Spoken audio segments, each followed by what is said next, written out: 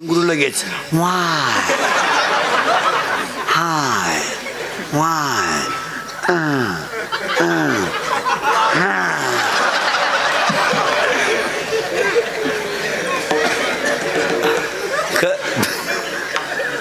पोरांनो, खरं आहे का खोटं आहे रे?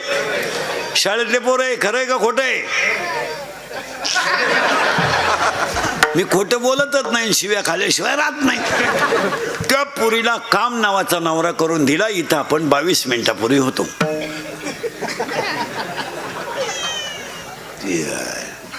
मुलगी आहे बुद्धी, तिचा नवरा आहे काम, आणि त्या नवऱ्याची आई म्हणजे हिची कोण? सासू. कोण आहे माहिती आहे? नवरी बुद्धी, नवरा गेलं बॉम्बाला कीर्तन. काम, सासू वासना. आता सासूचा नवरा हिचा कोण होईल? सासरा. आणि त्या सासऱ्याचं नाव आहे दंभ. आणि दंभ नावाच्या सासऱ्याला 4 पोरी आहेत. त्या 4 पोरी कोण होतील? पोरीनो नवऱ्याच्या बहिणी, ननंद. बरोबर आहे. कोणत्या नंद आहे माहिती आहे? आशा, तृष्णा, इच्छा आणि कल्पना. आणि तिला 6 भाऊ आहेत: काम, क्रोध, लोभ, मद, मत्सर, अहंकार. आणि ती पोरगी ह्या गावात नांदायला आली. त्यांच्या गावात बसला सप्ता. तिचा बाप तिला आणायला गेला, बाई इंद्रिकाचं कीर्तन आहे, चाल. ती म्हणली त्यांना विचारू द्या. त्यांना म्हणजे नवऱ्याला. जावाई बुवा मुलगी पाठवा. काय मामा, आपलं काय चालत तुमच्या पोरी पुढं? मी 9वी पासून तुमच्या पोरीच्या शब्दाच्या पुढं नाही. येईन बाई, येईन बाई, ओ येईन बाई. मुलगी पाठवा. काय आई बुवा, दारातली कुत्रीन घरातली मी सारखीच. ती वट्याव भुकती, मी घरात भुकते, तिचंही कुणी ऐकत नाही. याई बा, याई बा, मुलगी पाठवा. काय याई बा, मी तर वांग्यातला आहे.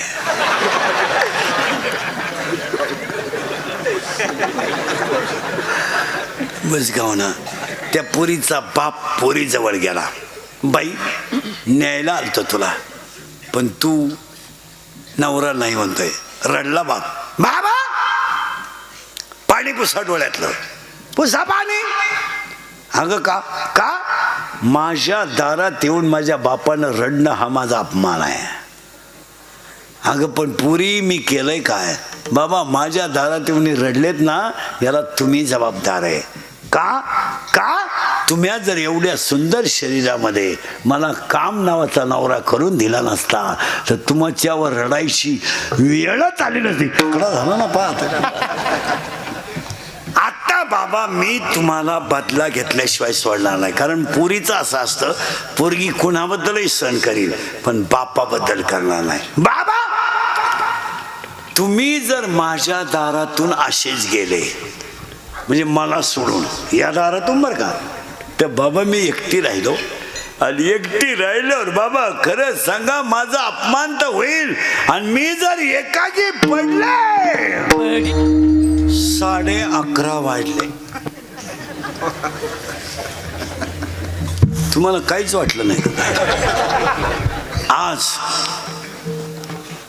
गायक वादक कोणी जल मंडपवाले बाई सिस्टीमाले सगळ्यात सिस्टीमाला पहिलीच गाठ करे आपले नंदूजी. नंदू कुठे? हां जरा चांगलं गडी मिळाला आज. आजच्या कार्यक्रमाचे आयोजक संयोजक, कार्यक्रमाचे कीर्तन सेवा भारी, डायरेक्ट भगवंताचंच नाव आहे. आणि पहिलं कौतुक एवढ्या मोठ्या ग्रामस्थांचं करावं का एवढा मोठा सप्ताह केला. दुसरं कौतुक पंक्ती घालणाऱ्यांचं करावं. तिसरं कौतुक पंक्तीला येणाऱ्यांचं करावं. आणि सप्त्याच्या पंक्तीला जेवायला यायचा, हातावर घ्यायचा, तो प्रसाद आहे नामात बनवलेला. सप्त्याची पंगत जेवायचं कधी टाळायचं थोडं मिळू द्या, काय पोटभर मिळालंच पाहिजे असं काही नाही, कारण तो नामात बनवलेला प्रसाद आहे. उपास असला कागदावर घ्या, घरच्या भाकरीत टाका, कालवणात टाका, पण तो प्रसाद आहे. आणि सगळ्यात मोठं कौतुक गावातल्या पोरांचं करावं. एवढं सुंदर नियोजन करताना पोरांशिवाय मोठे कार्यक्रम होतच नाही. हे कमिट्या फिमिट्या काय करते नाही, हे फक्त माईको शहाणपणा करते, काय करते नाही. हे काही कधी बादल्या उचलते नाही. 100 लोकांचा साखरपुडा केला तर वाडे विकत आणावं लागतात. इथं 3-3 हजार लोकांना पोरं वाढतात. सप्त्यात पोरांचं कौतुकच केलं पाहिजे. आणि गावातल्या लोकांना सांगतो, जरा तरुण मंडळीला सप्त्यात घेत जा. ग्रामपंचायतीत 2 पोरं घ्या, सोसायटीत 2 पोरं घ्या. आता 2-3 महिन्यात पंचायती लागतील. 2 पोरं घ्या ग्रामपंचायतीत. कायम तुम्हीच तुम्ही बाप दमला का पोऱ्या उठला, पोऱ्या दमला का सून उठली का याही बसला. काही गावात कोणला अक्कल आहे का नाही काही दुसऱ्या. जरा दुसऱ्याला जमू द्या, पोरांना जमू. आता काही लोक म्हणतात पोरांना जमन का, तो खिडक्या खाली ते चौकटी घातील. हे काय तुझं काय सोन्याचा कळस चढवणार आहे का काय गावाला. पण महाराज तरुण पोरं असे, आता हे एवढे तरुण पोरं आज कीर्तनाला आलेत ना, तरुण पोरं असे आहेत महाराज, ती शक्ती आहे. त्यांना जर योग्य दिशा दिली ना, काम चांगलंच करतात महाराज.